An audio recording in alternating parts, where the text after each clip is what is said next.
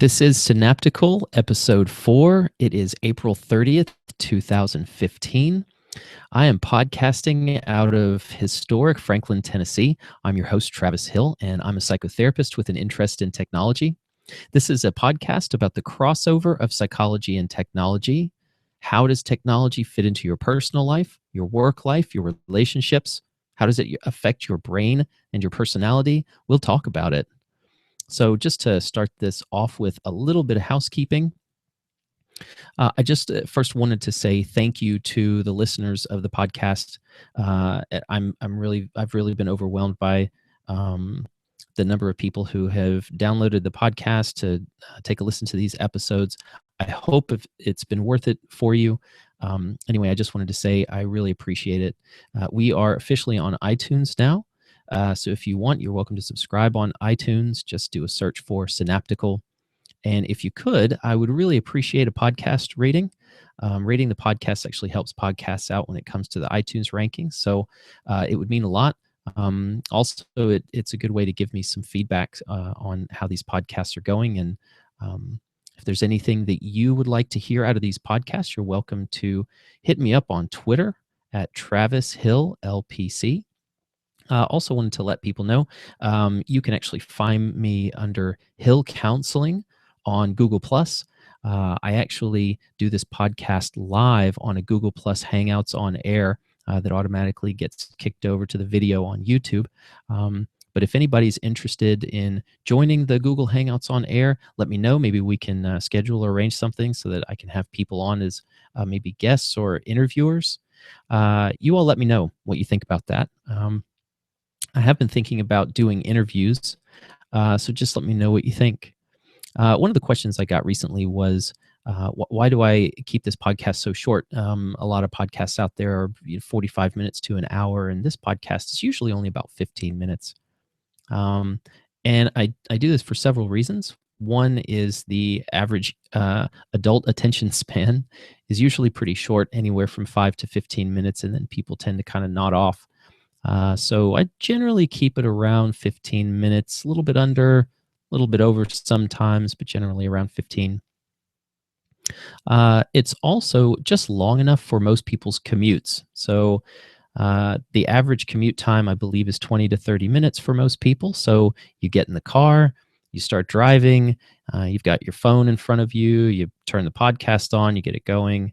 Right about the time this podcast is wrapping up, it's about the time your commute is wrapping up. So I like to keep it right at that length. Plus, here's the thing. If you don't like an episode, one is not keeping your attention because maybe the topic is boring to you or it doesn't hold any interest to you. It's great because it means there's going to be a new episode coming out really soon. So if I did a lengthy podcast, I'd have to spend some more time doing some research and planning and putting it together.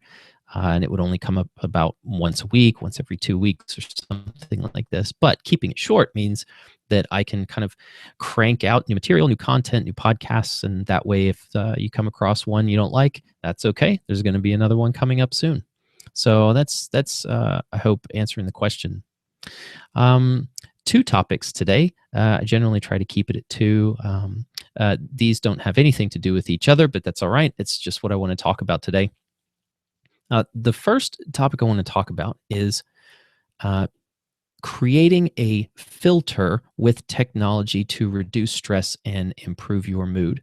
And what I mean is at work or in a personal life, we can use technology and filter information that is coming into us, and using the technology as the filter, and then having that filter help us improve our mood, reduce our stress, because we're either taking in less information or maybe the information that's coming in is either relaxing to us or it's the thing that we need to know the most, and the other information isn't necessary. And so let's talk about a couple of things that I discuss with my own clients as filters that they can use. And by the way, if you've got any of your own tips or ways that you create filters in your world in order to be able to improve your mood, reduce your stress, hit me on Twitter. Let me know. I'm curious. I can always add these to the podcast later, and maybe somebody will find these helpful.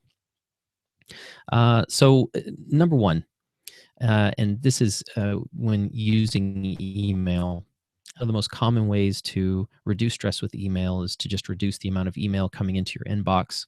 But one of the best ways I found, especially with people at work, is you tend to get a few different types of email, especially work-related ones. And one is either email that is sent directly to you. Another one is email that is sent to a group that you are a part of. And then another one is just general emails that pop into the inbox. And one of the ways that you can control this is changing the incoming color. You can create rules, especially in Outlook, that allow it so that the emails that get highlighted are the ones that are coming in specifically to you. And those are the ones that you want to address first, because that's people asking specifically for information from you. Um, and those are the ones that you want to pay attention to the most. Those are the ones that you want to get to first. After that, the ones that come in as a group that you're a part of or something like this, you can then filter those very quickly. But you can immediately respond to the ones that are coming to you and then filter the rest of those later. And it's easy if Outlook just kind of lets you know, hey, this one is coming directly to you. So that's one way that you can create a filter in your world. Another one is instant messaging. This is becoming very popular in especially bigger companies because it allows workers to be able to keep in touch with each other without having to use the telephone. It allows workers to be more mobile. The problem with instant messaging is that if you're available for instant messaging, it is constantly pinging you. So people constantly asking for your attention, your time. And so you want to become an active participant in that instant messaging technology by tweaking your availability.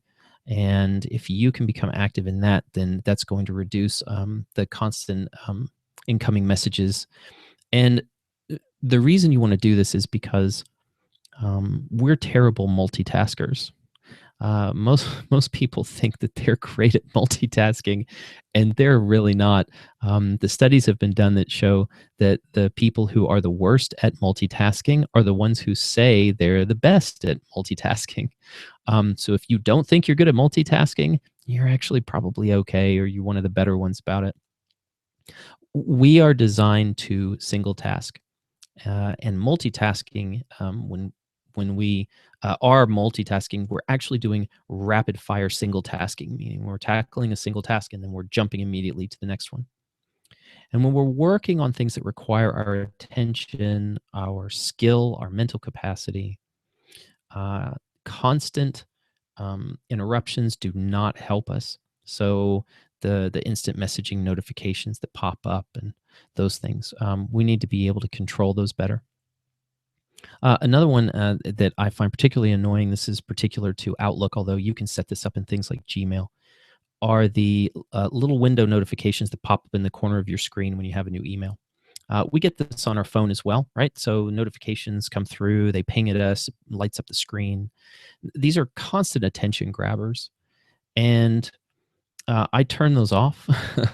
I will check email when I'm ready to check email. I don't have it notify me when it comes in. And I would recommend that people turn off those little corner notifications that pop up on a desktop if you're on a desktop computer. And instead just look either at the number next to the icon that lets you know how many emails you have, or just go into the app periodically and check your email. But I wouldn't have those notifications turned on because it's distracting you from the task at hand, and it's forcing you to be a terrible multitasker rather than a good single tasker like you are designed to be. Those are some of the quick tips that I have. That's email and instant messaging. But I think you can see how this can extrapolate to other parts of your life and the technology that you use. Just keep those notifications under control. Not to get into it, but I think this is one of the reasons why I have a hard time justifying an Apple Watch purchases, because it seems that that's really all that it does at this point is notify you. And a lot of those notifications that it's supposed to be good at are notifications that I'm not interested in receiving. I don't have them set up on my phone, and I'm not about to set them up on a watch either. So anyway, keeping those notifications under control is a way to reduce your stress level and keep at the single tasking that you're good at. So another topic I did want to cover today is an interesting one, completely unrelated to the one before. And this one is about fertility. And so we can use technology to do fertility tracking now. Infertility is such a big problem for couples. I see it not often, but I see it every once in a while. But I have seen infertility, or the inability to have a child, destroy relationships. And so I came across this neat little app that you can download. It is for iOS and Android, and it is called Glow. And so this app is for fertility tracking for women. So it has a fertility calendar. It has a daily health log, so that it asks you, do you feel stress, any emotional discomfort? What's your current weight? Did you exercise today? It gives you general health insights. So it takes your personal data and it translates it into some insights. But it also has some other things. It takes a look at your cycle. It offers a community that you can be a part of, an ovulation calendar. You can actually, ladies, you can actually have a partner connected to that app so that your partner can get involved and give you the support that you need. It's got reminders built in and these things. So anyway, really neat app called Glow. The website is glowing.com, glowing.com. No, they're not paying me for this. This is just something I came across. Anyway, great fertility tracking app. I have not tried it. I have a couple of children. I think those days are over for me. But if you're interested in having children and that's a plan, you may want to check that app out. Now, that is fertility tracking for women by Glow. And here's what's really neat. As of April 23rd, Glow has announced that its fertility tracking app is going to help men track and troubleshoot their fertility problems as well. So, of course, the app could include, the women could include men in their life, their romantic partner, as part of the fertility tracking. But now the men can actually track their own fertility. So men can log their daily activities and enter lifestyle information, and then they're going to use the data to give personal insights to help them improve their fertility and understand the reproductive health.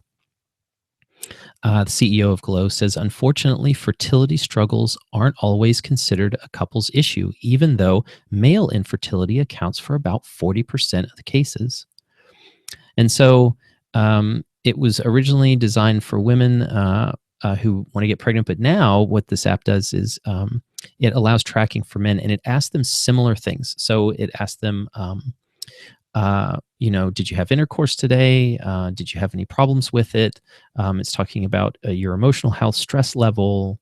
And so anyway, Glow has really done something fantastic here, not only for adding fertility tracking for women, but being able to add fertility tracking for men. That's fantastic. And on a simple app too. That's really excellent. So anyway, these were just a couple of the topics I wanted to go over today, and I hope you found them interesting. If you want to learn more about the topics in this podcast, or if you have questions or feedback for me, you can head over to Twitter. I'm at Travis Hill LPC. That's Hill with an H. People ask all the time. It's such a simple name, and yet I have to spell it out. So at Travis Hill LPC. I will talk to you next time. Now, go unplug for a minute.